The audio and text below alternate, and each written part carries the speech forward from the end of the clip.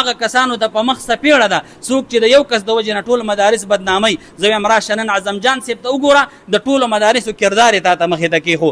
هغه خلکو ته دا په مخ څپېړه ده چې سرکاري سکولونه بدناموي. زه وایم راشه دا د سرکاري سکول طالب العلم دی. ډېر خلک غلط تاثر خوري یاره جي پرایویټ سکول کې خواري شته او په سرکاري کې نشته. نو دا قاري صاحب د سرکاري سکول د دې پرنسپل صاحب برکت دی، د دغه سټاف او د دې استادانو برکت دی. وایم بعضې کسان ډېر غلط تاثر خوري د مدرسو باره کې، د قاریانو باره کې، د دیني ادارو باره کې. سلامونه احترامات ګرانو کتونکو، علب خان شیرپوی یم او دا مخال قاري اعظم جان سره موجود یم. قاري اعظم جان چې کوم دی تاسو ته پته وي په پېښور بورډ کې اول پوزیشن د یو غریب مزدورکار خواري کخ پرزن امید تصور نه راته، خو الحمدلله په شیرپو باندې یو نظر دی چې شاته مې ډېر سترې خستې ولاړې دي. هغه د مفتي قاري روح الله صاحب هم دی، هغه ناتخوان، هغه قاري چې په ټوله پښتونخوا پاکستان کې د هغه د اواز چرچې دي. دی خو د پرنسپل صاحب چې کله د عثمانزو دی او دلته راغلی دی ورسره زما استادانو پکې دي، اکرم خان صاحب چې زه شاګرد یم نو په دغه شیرپو سکول کې موږ سبق ویلي. دا ما ورته جګړه پکې وخصه ولې هغه یو زما پوزیشن دی بل هغه قاریم دی هغه په سکول کې هم دی. نو دلته د مدرسې ذکر وکړو ولې چې هغه استادانو مو سره ډېره خواري کړې ده. دلته کې چې د شیرپو د سکول خبره وکړو نو هغه هم ډېر خواري کښتي او د هغې خوارۍ خو زو ته نه وایو. نو نن اعظم جان پېښور بورډ چې ټاپ کوي نو دا د هغې غټ ثبوت دی. نو ټولو مخکې به قاري صاحب سره خبرې اترې کوو، خو دلته یو خبره کوم ګرانو کتونکو، د لاس ګوتې یو شانتې نه وي. په سوات کې یو سنګدله واقعه مخې ته راغله، یو جلاد چې کوم دی یو ماشوم په بې دردۍ سره وخي هغه وجني. من ټولو مدرسې چې کوم دی ټول قاریان دې قاري صاحب سره موږ واړه رالوي شو، په سوونو بچي د سره سبق وایي. موږ سره بل دی قاري تسبیح الله صاحب هله غوسناک دی، خو نن هغه چې کوم دی دونه حافظان را پیدا کړي دي چې په دې علاقه کې هر ځای ته ځي نو په هر جومات کې به حافظ وي. نو د دې سره کو قاري صاحب ما چې دې جګړه چې کریکټ تاسو ته واچوم پرنسپل صاحب ته واچوم یا دواړه خپل کې دغه کوم به وایي چې تاسو بسم الله الرحمن الرحیم.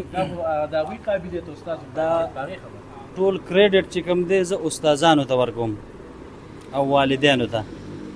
اعظم جان صاحب که ډېر تکړه دی ډېر قابل دی، خو چې د سکول او د مدرسې استاز او د والدینو تربیت نه وي ډېر قابلان ماشومان ضایع کېدی شي. خو لیکن چې کله والدین هغه سنجیده وي او استادان د سکول او د مدرسې د هغه صحیح تربیت کوي نو هغه نه شمس الله قبغاني صاحب غوندې شخصیت هم وتی شي. ستا د پاکستان سابقه چیف جسټس شیخ الاسلام مفتی تقی العثماني حفظه الله تمام عالم نن سبا هغه مني چې دا مفتی اعظم دی، دا د مدرسې فیداوار دی، دا د سکول او کالج فیداوار دی. نو موږ دا وایو بعضې مذهب دشمنه خلک، اسلام او دین دشمنه خلک په سوات کې یو درنده یو واقعه وکړله، د هغې په وجه ټول مدارس، ټول علما، ټول قرا دا چې کوم دی هغه د هغې بلیک میلینګ کوي، د هغې بدنامۍ او دا تاثر خورئ. زه وایم که ته هغې ته ګورې نو دوی خوا قاري اعظم جان صاحب ته وګوره، دا د مدرسې کردار دی. ته هغې ته ګورې اوس چې په دې بورډ کې دوه کسان نور د جامعه عثمانیې په ټاف راغلي دي، هغې ته ولې نه ګورې؟ که ته دغې ته ګورې په کلهمه دنیا کې د سوات یو ماشوم راغی چې ټوله دنیا کې د پاکستان نوم روښانه کړ، لومبی پوزیشن راوړه د قرآن په هغه مقابله کې. که ته هغې ته ګورې قاري احمد کاشه صاحب ته ولې نه ګورې چې ستا د کلي، ستا د صوبې ضلعې او ستا د وطن هغه نوم یې روښانه کړ. بیا زه دا وایم بعضې کسان ډېر غلط تاثر خوري د مدرسو باره کې، د قاریانو باره کې، د دیني ادارو باره کې.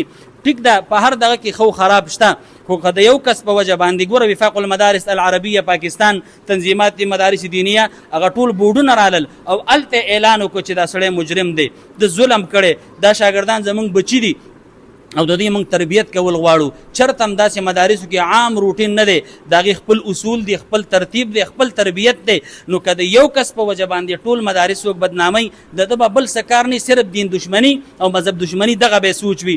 دغه رنګې ډېر خلک غلط تاثر خورئ یاره جي پرایویټ سکول کې خواري شته او په سرکاري کې نشته. نو دا قاري صاحب د سرکاري سکول د دې پرنسپل صاحب برکت دی، د دغه سټاف او د دې استادانو برکت دی، مولانا قاری مغفور الله حقانی صاحب، مولانا قاری بحر الله صاحب، دغه رنګ دا زمونږ دلته کوم استادان چې موجود دي، که زه یو نوم علم ټیم پکې ډېر لګي، مفتی تسکین الله صاحب، نور الامین صاحب، استاد محترم دلته ټول قاری مفتی انس جان صاحب دي، او د دې ټولو د مهنت او د خوارو ثمره دا ده چې نن د یو پرایویټ سکول نه الحمدلله په ټول دغه کې بورډ کې اعلی نمبر چې علي ټاپ پوزیشن هغه قاری اعظم جان صاحب علي.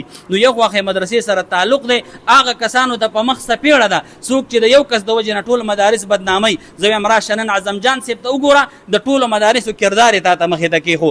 هغه خلکو ته دا په مخ څپېړه ده چې سرکاري سکولونه بدناموي. زه وایم راشه دا د سرکاري سکول طالب العلم دی. خو یو ځل بیا اپیل کوم چې د بل رور دی او قاری صاحب محترم او والد دی مالی لږ دغه ترتیب داسې دی، په کار دا چې دوی سره سرکاري مرستې او دوی له ښه مخکې وړاندې ترقي ورکړی شي، ښه اعلی تعلیم درته ورکړی شي. زما امید دا دی چې راتلونکي وخت کې به چې څنګه مفتی تقی العثماني حفظه الله د پاکستان په غټو مدارسو کې د پاکستان مفتی اعظم حسابیږي او بل خوا د عدالت چیف جسټس حسابیږي. زما امید دی چې الله پاک به د دې سړي نه هغه لوی هستي جوړوي. نو تاسو ټولو ته زه خراج تحسین پیش کوم او دا ټول کریډټ زه استادانو له ورکوم او والدینو له ورکوم او قاری صاحب له مبارکباد ورکوم. جزاک الله خیر. قاری صاحب راغلي دي دلته کې داسې سرکاري داسې آفیشل پیګه یاره جی ستاسو ډېره مننه. او سرکاري کسانو کې چې کوم دي نو لا فی الحال څوک راغلي نه دي د استادانو علاوه، او لکه ایم پی اے ایم این اے وغیره، خاص کر آفتاب خان صاحب ته زموږ سترګې دي چې هغوی د هغوی په حلقه کې موږ پاتې کېږو. انشاءالله زموږ ته امید دی راځي به، خامخا به راځي، ځکه موږ د هغوی حلقې سره تعلق ساتو. هغوی خپل پیج نه پوسټ هم کړی، نو زموږ ته امید دی چې آفتاب خان به هم راځي او دغه شان ایم پی اے ایم این اے هغوی به هم راځي انشاءالله.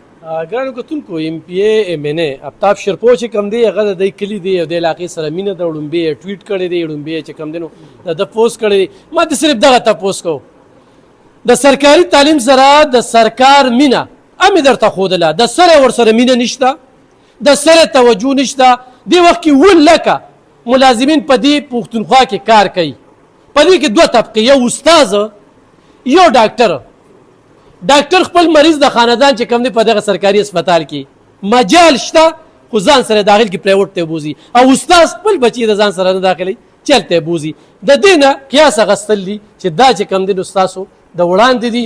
او ګرانو کتونکو د شیرپو سکول د دغه استادانو دغه خواري، دغه محنت، د قاری اعظم جان صاحب دغه کامیابي په بورډ کې دا ښایي. خو چېرې توجه استاذ کوي نو دغه شانتې قاریان او دغه شانتې ټاپران پیدا کوي. بدمرغي بله دا ده د خپلو مفادو لپاره موږ درنیم کوو، چغې سوریم بخو، خو دلته کې راشه په تنګي کې دیوالونه سرکاري سکولونه راپروتې دي، یو استاذ هم وله رونوته، څوک هم رونوتل.